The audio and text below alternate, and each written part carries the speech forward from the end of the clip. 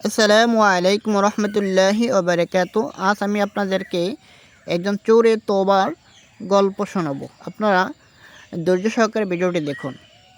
হযরত মালিক বিন দিনারের হৃদয় পরিবর্তনের গল্প। ইসলামের ইতিহাসে অনেক মহান ব্যক্তিত্ব রয়েছেন যারা জীবনে কোনো এক পর্যায়ে ভুল পথে ছিলেন, কিন্তু আল্লাহর রহমতে হেদায়েত পেয়েছেন এবং ইসলামের দাওয়াত নিয়ে সামনে এগিয়ে গেছেন। তাদের মধ্যে একজন হলেন হযরত মালিক বিন দিনার রহমতুল্লাহ আলাইহি। তার গল্প আমাদের জন্য অত্যন্ত শিক্ষণীয় এবং হৃদয়স্পর্শ। অপরাধ জগৎ থেকে ইবাদতের পথে যাত্রা।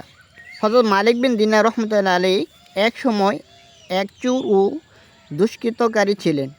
তিনি পাপাচারে লিপ্ত ছিলেন এবং দুনিয়ার আনন্দে মগ্ন থাকতেন। নামাজ, রোজা বা আল্লাহর ইবাদতের দিকে তার কোনো মনোযোগ ছিল না। তিনি সম্পদ ও মদ্যপানে আসক্ত হয়ে গিয়েছিলেন। একদিন তিনি একটি ধনী ব্যক্তির ঘরে চুরি করার জন্য ঢুকে পড়েন, কিন্তু যখন ঘরের ভেতরে প্রবেশ করেন তখন দেখেন এক ব্যক্তি গভীর রাতে নামাজ পড়ছেন। তিনি সূরা হাদীদের একটি আয়াত তেলাওয়াত করছিলেন। আয়াতের অর্থ হচ্ছে, যারা ঈমান এনেছে তাদের হৃদয় কি আল্লাহর স্মরণে নম্র হবে না? সূরা হাদীদ আয়াত নম্বর 16। এই আয়াত শুনে মালিক বিন দিনার কেঁপে উঠলেন। মনে হতে লাগলো যেন আল্লাহ তাকে উদ্দেশ্য করেই এ কথা বলছেন। তিনি থমকে গেলেন এবং আর এক মুহূর্তও সেখান থেকে নড়লেন না। তার হৃদয়ে পরিবর্তন আসতে শুরু করলো। অশ্রুজল, তওবা ও নতুন পথ চলা। তিনি ধীরে ধীরে বুঝতে পারলেন দুনিয়ার লোভ তাকে আল্লাহর পথ থেকে দূরে সরিয়ে রেখেছেন। তিনি চোখের পানি ফেলে বিনীত হৃদয়ে আল্লাহর কাছে তওবা করলেন। এরপর থেকে তিনি এক নতুন জীবনে প্রবেশ করলেন। ইসলামের জ্ঞান অর্জন শুরু করলেন, কোরআনের তাফসীর শিখতে লাগলেন এবং মানুষকে নসিহত করা শুরু করলেন। ধীরে তিনি এক বিখ্যাত আউলিয়া ও ইসলামী চিন্তাবিদ হয়ে উঠলেন। পাপ থেকে ফিরে আসার শিক্ষা।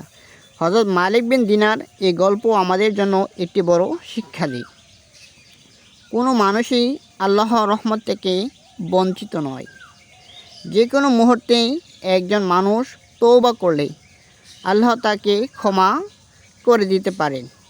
হৃদয়ের সত্যিকারের পরিবর্তন একমাত্র আল্লাহর পক্ষ থেকেই সম্ভব। যদি কোনো ব্যক্তি ভুল পথে চলে যায়, তাহলে সে যেন হতাশা না হয়, বরং সে যেন আল্লাহর দিকে ফিরে আসে, তওবা করে এবং ইসলামের পথে চলতে শুরু করে।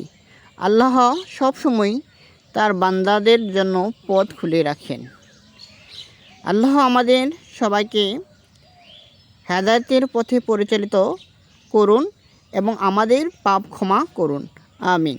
যারা ধৈর্য সহকারে আমার এই ভিডিওটি দেখেছেন, আল্লাহ পাক সকলকে যেন মাফ করে দেন এবং সঠিক পথে চলে আমরা যেন আল্লাহর নৈকট্য লাভ করতে পারি, সেজন্য আল্লাহর কাছে দোয়া করি। ধন্যবাদ সবাইকে। আল্লাহ হাফেজ। আসসালামু আলাইকুম ওয়া রাহমাতুল্লাহি ওয়া বারাকাতুহু।